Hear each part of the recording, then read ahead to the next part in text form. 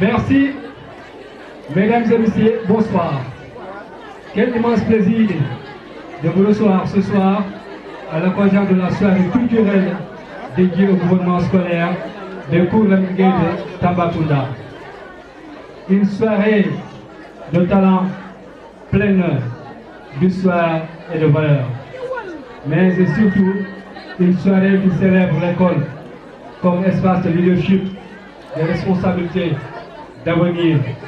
Nous sommes ici dans l'enceinte des cours Lamine Gueye de Tambacounda pour mettre en lumière une jeunesse engagée, une jeunesse capable de persévérer, d'agir et de construire un environnement scolaire meilleur.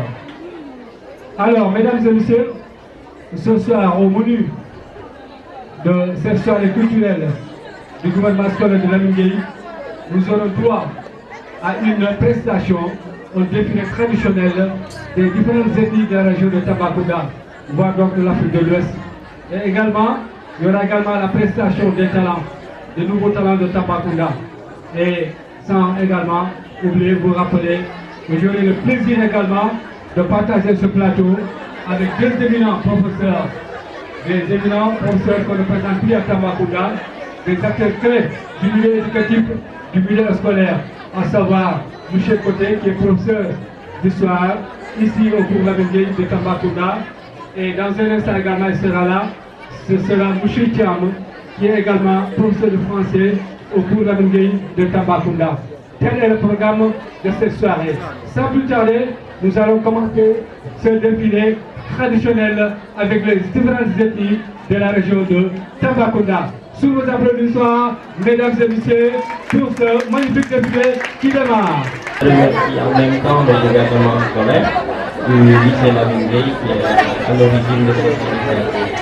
On vient de voir une défilé qui retrace l'histoire de la Sénégambie. Quand vous parlez de Tambacounda, c'est une ville culturelle et la diversité culturelle qui est apparue ici, c'est ce qui caractérise cette ville. On est en Sénégambie. La Sénégambie, le peuplement est le résultat d'un flux migratoire. Les peuples qu'on retrouve ici sont presque tous originaires de l'Est de l'Afrique. Quand on dit l'Est de l'Afrique, on fait référence à l'Égypte, civilisation qui a été la première, les plus brillantes. Par exemple, on a vu les Bambara passer. Traditionnellement, les traditions orales recueillies nous montrent que les Bambara sont originaires de l'Est du pays. À partir de là, ils ont migré pour venir s'installer dans cette part de la route. Ils ont développé une culture brillante basée sur le commerce. Ils sont traditionnellement des commerces et à partir du commerce de la Sola, on va les voir ce qui se passait dans toute la Sénégambie.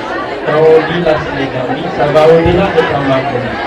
On parle de cette partie-là, de partie comprise entre les deux fleuves, le fleuve Sénégal et les rivières Ferrari. Et Tambacounda montre sa diversité. On a des Bambara qui sont des commerçants avec le commerce de la Sola qui sont installés dans cette. Après les Bambara, on a vu passer les Bassari. Les Bassari et les Konyagé, qui sont qu'on peut considérer comme des autochtones. Vous savez que je vous dis que c'est pas le flux migratoire et le séttlement de la Sénégambie c'est fait, mais ce flux migratoire est venu se greffer à une souche autochtone. Et parmi ces souches autochtones, on a les Bassari et les Konyagé, qui font partie de même qu'on appelle les Tiamba. Et ce qui est apparu ici sur Terre, c'est le fait que nous sommes conservateurs. Ils ont conservé leurs traditions, leurs religions, en fuyant l'islam. Ils ont essayé de fuir pour échapper à la furie de l'expansion de l'islam avec les alphas du Fouta, du Diamant. C'est pourquoi on les retrouve au sud du Sénégal, dans le partie du Sénégal et un peu au nord de la Guinée. Ils ont cette caractéristique très conséquente de l'agriculture, de ce qui fait la part de la richesse de cette gouvernement. Merci, M. Côté. Il est important d'écouter ce qu'il dit, parce que nous avons besoin de ces informations. Ces ethnies, il est important de connaître leur provenance, leur histoire et ce qui les caractérise. Donc c'est très important d'écouter ce qu'il dit. Merci beaucoup. Voilà, on va enchaîner avec la deuxième question. La deuxième question est la suivante, toujours avec Michel Côté. Pour cette histoire, quelle est l'ethnie la plus ancienne implantée sur le territoire sénégalais actuel? Bon, si on dit l'ethnie la plus ancienne implantée sur le territoire sénégalais, on risque de faire les Wolof, les Tukuleurs, les Peuls, il y a les Diola, les Konyadis. Et tout ce groupe-là, que ce soit les Bambara, les Peuls, les Tukuleurs, les Wolof, les Mandeng, les Soninké, ils ont des traditions orales et des écrits qu'on a retrouvés qui remontent leur origine de l'Égypte. Donc on ne peut pas les considérer comme des autochtones. Ce qu'on peut considérer comme autochtones de la Sénégal, c'est peut-être les Diola et les Bassari. Les Diola, les Baïlous, sont les autochtones. À côté de ces Baïlous et Diola, on peut ajouter les Bassari et les Konyari. Mais là, ce qui se dégage comme quelque chose de particulier, on a constaté que c'est les Diola, c'est les Baïlous en Casamance. Il y a beaucoup de termes mandingues. Ça montre donc une ancienneté du document mandingue. Et quand on dit document mandingue, c'est lié au groupe Bambara. Le Bambara, le mandingue et le Soninké, ça renvoie au même groupe. C'est un document qui sont très en Sénégal. Mais pour ceux qu'on peut considérer comme ancêtres, ce sont les Baïlous et les Diola. Et à côté d'eux, on peut ajouter un petit peu de Bassari et Koya. Voilà, donc merci Michel Côté. C'est le professeur d'histoire. Et à ma gauche, j'ai également l'honneur et le plaisir de partager ce plateau avec notre ami frère, M. Thiam, qui est professeur également au sein de Koula Miguel, présentement basé à Dakar. Bonsoir M. Thiam. Et bonsoir M. Gallo. Je voudrais d'abord présenter mes excuses à votre public et à vous-même pour ce retard indépendant de ma volonté. Mais également magnifier l'initiative, cette activité qui replace et repositionne le tabac au cœur des cultures, mais également qui montre que le livre de la Bible allie la pédagogie et la connaissance des cultures. Et ça c'est intéressant et c'est vraiment l'occasion de féliciter l'équipe pédagogique qui a coordonné tout cela. Merci d'accord M. Thiam. Donc nous sommes avec des éléments clés du milieu éducatif, du milieu scolaire, des gens qu'on présente ici à Tambacounda. M. Côté, professeur d'histoire, et M. Thiam, professeur de français. M. Thiam qui vient de nous rejoindre, et ça a été un plaisir de partager ce plateau avec vous. Voilà donc nous nous tournons vers M. Thiam. M. Thiam, donc, comme nous venons de le voir, chaque ethnie a sa propre culture, langue ou variante. Que pouvez-vous nous dire sur la richesse linguistique de ces différents peuples? M. Thiam. Merci beaucoup M. Gallo. Donc c'est l'occasion également de féliciter les élèves qui ont voulu représenter le pays. D'avoir culture et de belles prestations. Maintenant, quand on parle d'ethnie, de culture et de langue, nous le comprenons au Tambacounda, comme on le dit, c'est un dictionnaire culturel. Tambacounda, c'est une impression des ethnies et des cultures. Maintenant, comment est-ce que cette variété-là pourrait être mise à profit, mise en contribution dans la prospérité et le développement? Je pense que c'est aujourd'hui à ce niveau que je pose la question. Aujourd'hui, que les autorités sénégalaises ont un très moyen d'articuler tourisme, culture et artisanat. Ce qui veut dire ça, ce sont des éléments qui vont interagir et que chaque élément puisse porter le fruit. Je pense que toutes les qui sont présentes là, il a été décidé les états généraux du tourisme, de la culture et de l'artisanat. Cela peut être bon. Tambacounda, de façon globale. On pense surtout au tourisme phonique. On va parler de principalement de pratique du Cordoba. Mais maintenant, que Tambacounda présente un tourisme culturel. Que les gens qui viennent à Tamba puissent découvrir la culture bambara, la culture diamantée, la culture mandingue, la culture moure, bref, toutes les cultures qui ont été... La variété culturelle du Sénégal oriental. La variété culturelle doit être mise en avant. Et là, il faudra d'abord répertorier les éléments de ces variétés. Il faudra également les mettre en avant et surtout les institutionnaliser. Par contre, jusqu'à présent, nous sommes au 8 langues codifiées. Il va falloir que les études publiques soient approfondies. Mais chaque langue également a des grandes figures. Là, je comptais pour y aller, le département plus approfondi. Quand on vient à Tamba, peut-être les élèves nous disent, c'est l'histoire de Mamadou Lamine Dramé. Mamadou Lamine Dramé, c'est un héros, c'est un combattant contre la pénétration coloniale. Mais en ce portrait de ce héroïsme-là, il faut également un combat culturel. C'est comme chez les Wolofs, quand on parlait de l'école, c'est une dynamique culturelle qui est derrière l'homme. Et aujourd'hui, les autorités sont dans cette dynamique-là. Pour que Tambacounda puisse être le foyer de rayonnement culturel citoyen, parce que c'est de voir une région avec autant d'ethnies, mais également c'est rare de voir une région être interpellée autour de 3 pays. C'est parce que chaque pays doit quand même mise en avant par une dynamique ethnique. Quand on parle de la Mauritanie, c'est les Mauves. Quand on parle du Mali, c'est les pays Bambara. Quand on parle de la Guinée, c'est les Toutous. Donc pourquoi maintenant Tambacounda, c'est le point d'expression de toutes les Toutous. Et quand on parle de la Gambie, c'est les Mandins. Pourquoi maintenant Tambacounda, qui est le point d'expression de tous les pays, de toutes les villes. Donc nous doivent être un entourage. Pourquoi nous pensons que le tabac culturel. Et je pense que les élections sont là. Et c'est très pertinent que l'AMP propose ce veille culturel. Non seulement ça va réconcilier, s'il y a lieu de réconcilier les élèves avec le public, mais également ça va leur permettre de savoir que l'école a une offre pédagogique, mais également l'école a une offre culturelle. Merci M. Thiam pour ces précisions. Alors on va tout continuer avec vous. Bon, quand on parle de diversité ethnique, on parle de diversité linguistique. Alors existe des mots Wolof pour les Sénégalais qui sont passés dans la langue française au Sénégal. Effectivement, pas seulement dans la langue française. La langue française est une langue qui a été instituée par l'Académie française. Pour qu'un mot puisse être adopté, puisse être admis dans la langue française, le tout peut paraître complexe. Mais il y a des jeux que la langue française a agréés et que ces jeux-là permettent de prendre des mots qui sont les mots des langues locales.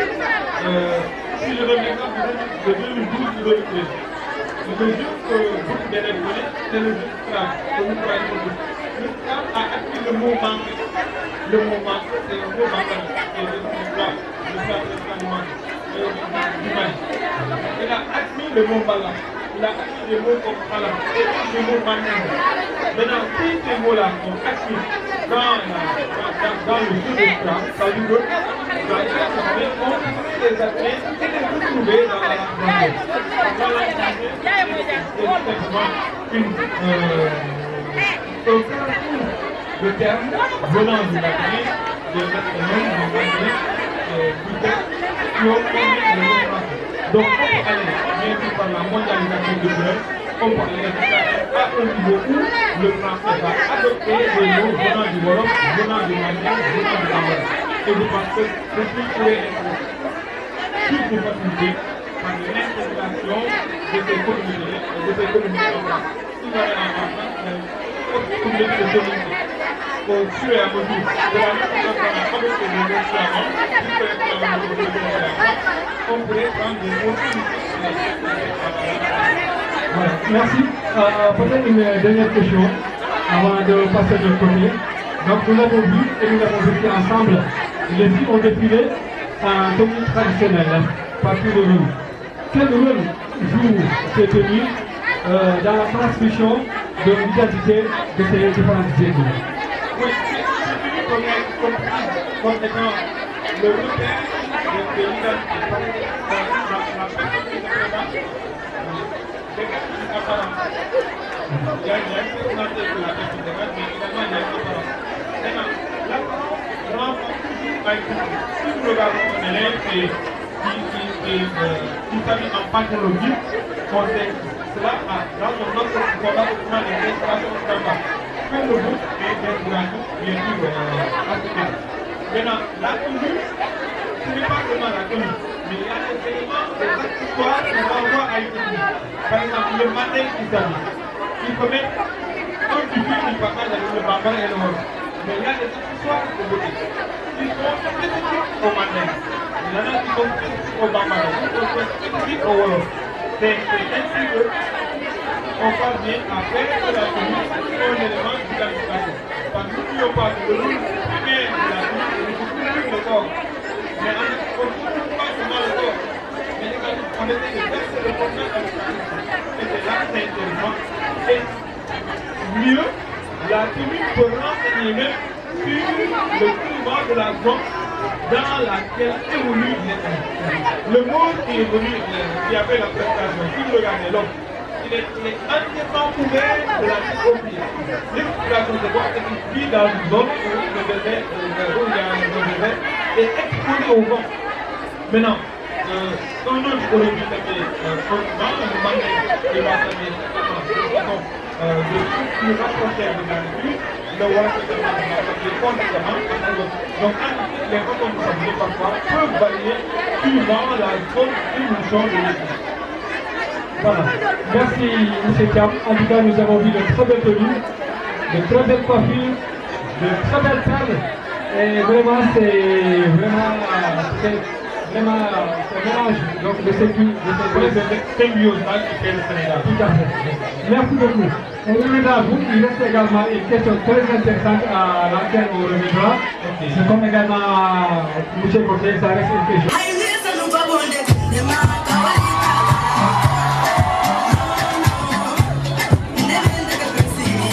Kouyaté. Et je rappelle qu'elle est de Tamba également. C'est une des voix montantes de la musique du Sénégal oriental. Votre applaudissement s'il vous plaît.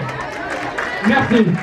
Voilà donc la fille, organisée par les Bambara, avec Bambara Campo. Voilà donc nous sommes les natifs. Je crois que quand vous mettez les nouveaux parallèles, pour faire un million, et vraiment, nous sommes vraiment c'est la très belle musique. Est-ce que vous savez à faire une dernière activité?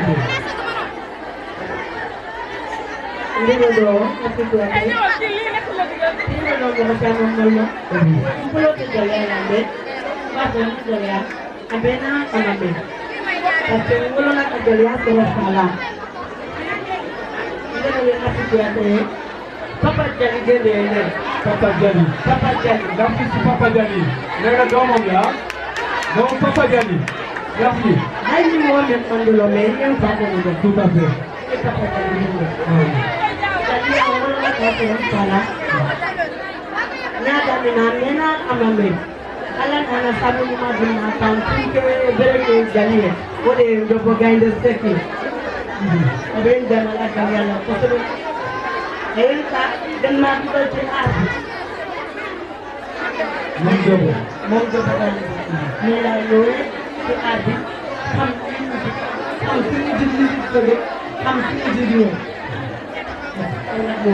Donc, comme nous l'avons dit, je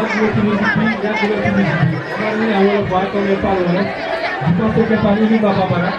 Donc, on va commencer du début, je pose les choses après. Nous, là, on vient de développer là, c'est pour vous.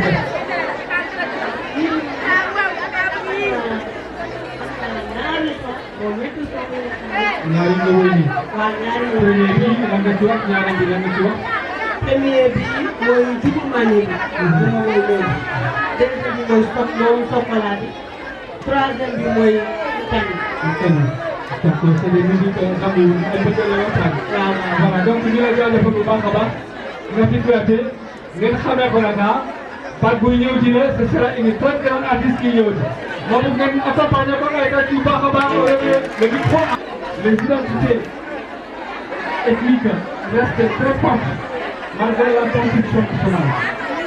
Voilà donc comment l'école et l'histoire enseignée c'est très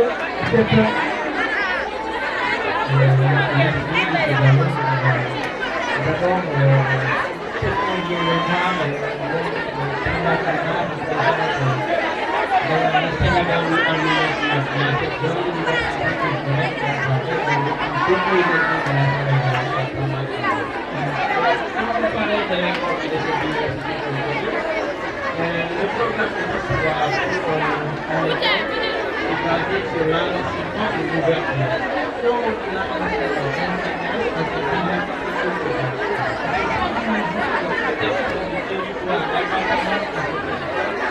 on a des initiatives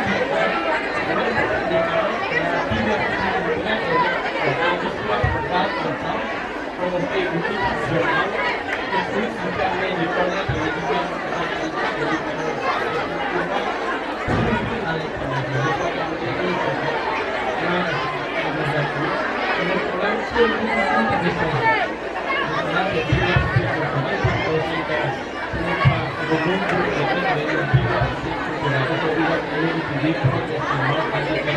qui nous permet de connaître les différentes activités à c'est pourquoi on a lancé le projet de réécriture de l'histoire sénégalaise avec l'histoire générale du Sénégal, qui pousse à revoir pour toutes les ethnies, toutes les régions, s'intéresser à l'histoire, histoire de créer une sorte de panthéon, que tout le monde, ces différents groupes ethniques, puissent se retrouver dans cette histoire générale du Sénégal. Et après, on va progressivement, l'école va s'approprier de la vie sénégalaise.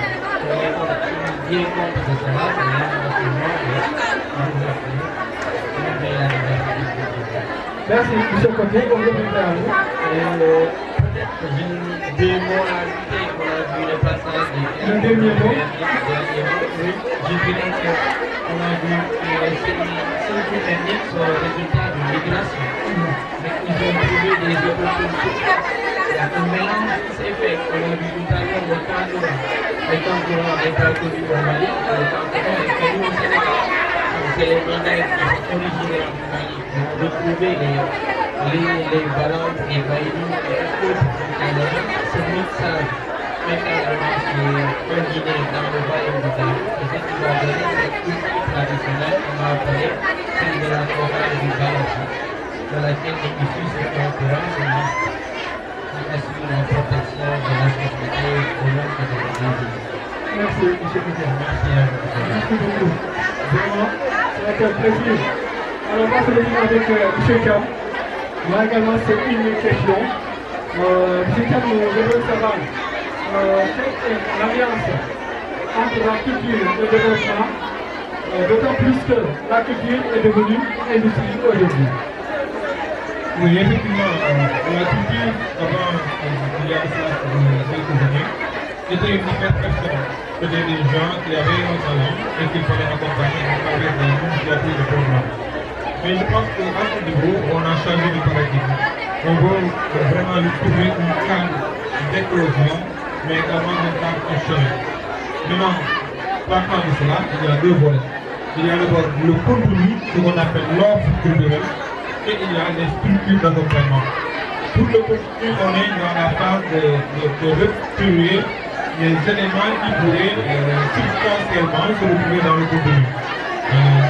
On adresse toutes ces prestations-là. Le contenu de ces prestations-là pourrait également alimenter l'offre culturelle. Mais à côté de cela, il y a des questions de structure. Aujourd'hui, prenons le cas du Sénégal. Vous sortez de la région de Dakar, aucune région du Sénégal ne dispose du temps du Sénégal. Donc là, voilà quelque chose qui est à l'heure. Si nous restons à Tambacounda, le village artisanal, nous avons un état de délabrement très avancé. Et malheureusement, il est suivi par le centre culturel. Et il n'y a pas d'initiative culturelle privée qui puisse accompagner les jeunes. Allez se battre, c'est un carrefour de talent. Il y a l'islam, il y a le hip-hop, il y a beaucoup d'autres tendances culturelles qui prospèrent à Tamba. Et que les autorités ont compris que vraiment il faut les accompagner. Mais malheureusement, c'est la carte des structures qui est assez lamentable, qui ne permet pas en tout cas d'aller beaucoup plus loin. Maintenant, comment corriger ces anomalies-là? Les autorités qui sont à pied d'œuvre, et je pense que dans les prochains mois, dans les prochaines années en courant, on verra que les régions comme Tamba, comme Kaffrine, comme Sédhiou seront dotées d'infrastructures de prestations de qualité. Et au-delà de ça également, il va falloir que l'on repositionne la culture dans la société. Ce n'est pas un élément de prestation individuelle, non. Mais la culture devra permettre à toute une société d'émerger. La culture devrait même être un élément qui puisse permettre au peuple de gagner. Aujourd'hui, mais je vais vous dire par cet exemple, le ministère des Forces armées et le ministère des Langues étrangères ont un programme très fourni. Le programme est purement culturel. C'est l'instauration de cases culturelles le long de la frontière entre les civilités des Bambara et les Tours. Et le but c'est quoi? C'est de permettre que ces cases culturelles-là soient des espaces de dialogue, mais surtout d'alerte sur le maintenir sur les moyens finalement politiques. Aujourd'hui, au-delà du déploiement militaire, au-delà de la surveillance des frontières, il y a quand même un volet culturel assez important sur lequel les autorités pensent pouvoir anticiper velléité de développement du meilleur business. Merci, M. Tam. Peut-être un dernier mot par rapport à toutes ces journées culturelles. Est-ce que seulement cette soirée culturelle du gouvernement scolaire de Tournamigué de Tambacounda? Oui, c'est l'activité base. C'est cette activité-là qui permet de faire le rôle entre l'école et la communauté. N'oublions pas que l'amitié, du point de vue géographique et même du point de vue sanitaire, c'est une école de la communauté. On parle d'école initiée au cœur du quartier Abobois.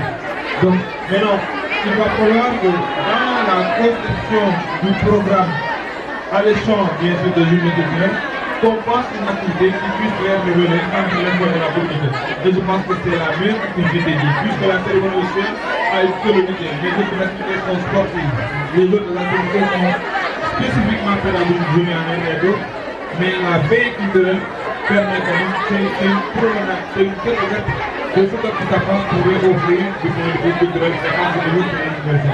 Vraiment, merci encore une fois à M. Tam et également à M. Côté. Je l'appelle, c'est le professeur de Tournamigué de Tambacounda. M. Kété, qui est professeur d'histoire, M. Tam, qui est professeur de français, qui était avec nous. Donc, vraiment, ça a été un plaisir pour vos coaching, pour vos informations, pour vos orientations. Comme nous vous disons vraiment encore une fois, merci beaucoup.